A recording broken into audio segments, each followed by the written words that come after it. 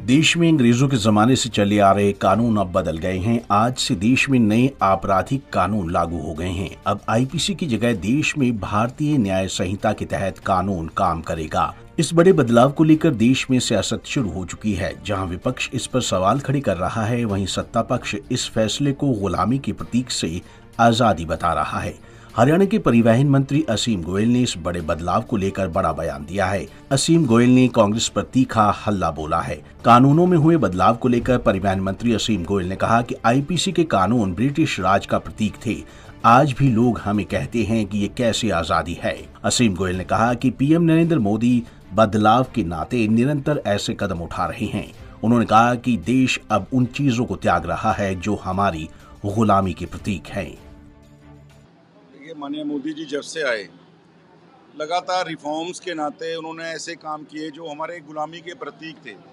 आज भी लोग हमें कहते थे कि आपका भारत आज़ाद हुआ, लेकिन किस प्रकार की आज़ादी आपको मिली है।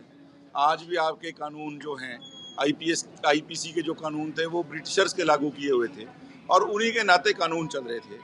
अब भारतीय दंड संहिता के नाते जो हमारे कानून जो हैं, अब 3 बड़े जो क्राइम से जुड़े हुए कानून हैं, उनका आज से जो है इम्प्लीमेंटेशन शुरू होगा, आज से वो लागू होंगे।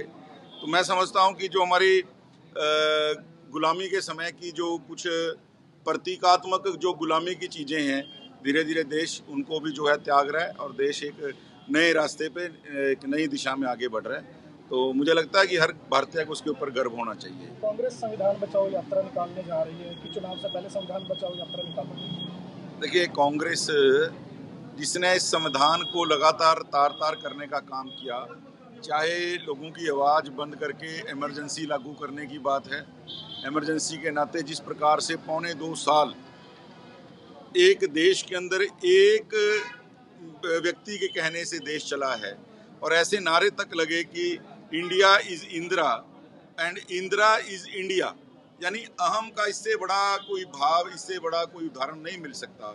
जिन लोगों ने, जो संविधान के निर्माता बाबा साहब भीमराव अंबेडकर जी, उनको ही संविधान समिति में सदस्य बनाने से, उनसे चुनाव लड़ने का, कांग्रेस का कैंडिडेट देने से इनकार कर दिया, सदस्य बनाने से इनकार कर दिया, महाराष्ट्र से उनके नॉमिनेशन को खारिज करने का काम किया। वो कांग्रेस जो लगातार संविधान की हत्यारी है, संविधान के ऊपर डाका डालती रही है, आज उस संविधान बचाने की यात्रा की बात कर रही है। जिन्होंने सरकार में रहते हुए संविधान नहीं माना, जिनकी अपनी पार्टी के अंदर संविधान नहीं है, जो सरकार में रहते हैं तो संविधान से छेड़छाड़ करते हैं, पार्टी में सरकार के अंदर भी और पार्टी के अंदर भी, इनके अपने संगठन में भी संविधान नहीं है, तो वो लोग अगर संविधान की बात करते हैं तो ये बड़ी हास्यास्पद बात है। और काठ की हांडी बार बार नहीं चढ़ती, जिस प्रकार से इन्होंने एक भ्रम फैलाकर जो देश के लोगों का एक आज भ्रमाने का काम किया। मेरा ये मानना है, राजनीति में समझाना मुश्किल होता है और बहकाना आसान होता है, और कांग्रेस की नीति हमेशा बहकाने की रही है। आपको बता दें कि हरियाणा के परिवहन मंत्री असीम गोयल ने इस बड़े बदलाव को लेकर बड़ा बयान दिया है। असीम गोयल ने कहा कि आईपीसी के कानून ब्रिटिश राज का प्रतीक थे।